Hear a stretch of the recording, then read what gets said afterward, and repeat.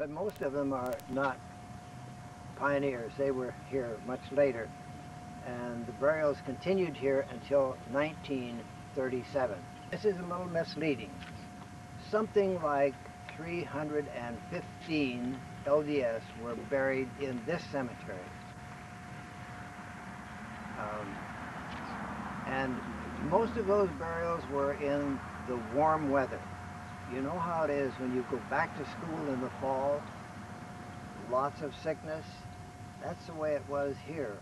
Late summer, September, August and September, lots of illness. So then you get into the cold months, and then there are relatively few deaths.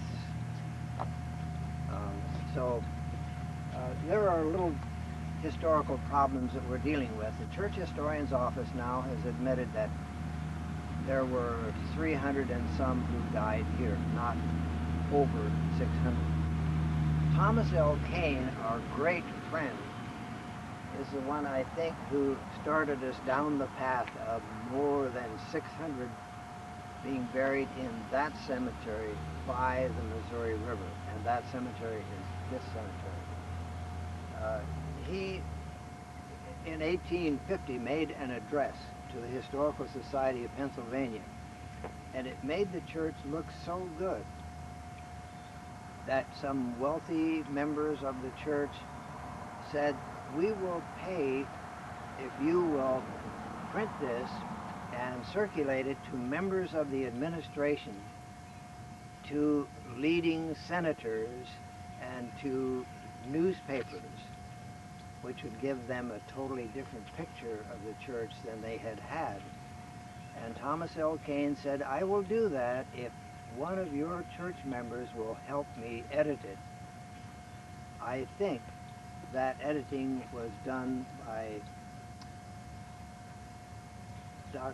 who was the early representative of the church in Bernheisel, Dr. Bernheisel.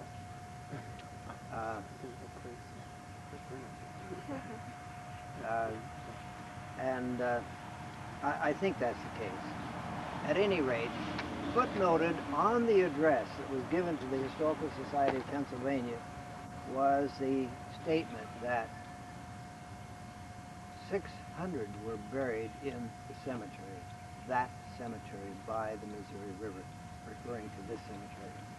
And a lot of historians, like I, accepted what Thomas L. Kane said about where the Mormon Battalion farewell ball was held. Others accepted what he said about the number of deaths. And this became, you know, you drive around, you see a lot of churches with a cross on it. If they've got a cross on it, it says everything about their church. If they don't know anything else, they know about the cross. Well, with a lot of people, what they know about winter quarters is 600 died and were buried there. I met a woman up at summer quarters the other day and talked with her, and she shook her head and said, "Those poor people at winter quarters." You know, and that's the theme that was used for decades and decades by the church. That people suffered terribly here. Whereas the fact is, the church built an enormous number of significant buildings.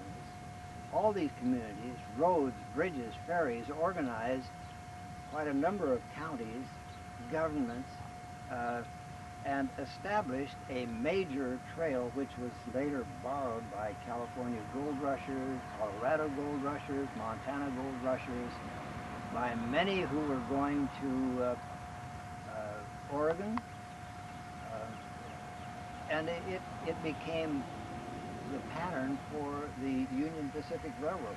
They chose effectively the same route that the Mormons did. So these pioneers did a very significant amount of work here. They weren't all suffering. Some did, and some of us yet today, we suffer. So you have to keep in mind, keep in perspective, that it was a very productive time here, very productive.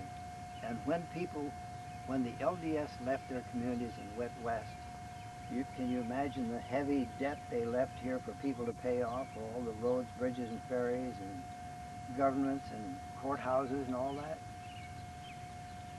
There was not a dime left for anybody to pay. It was all paid off. So, the,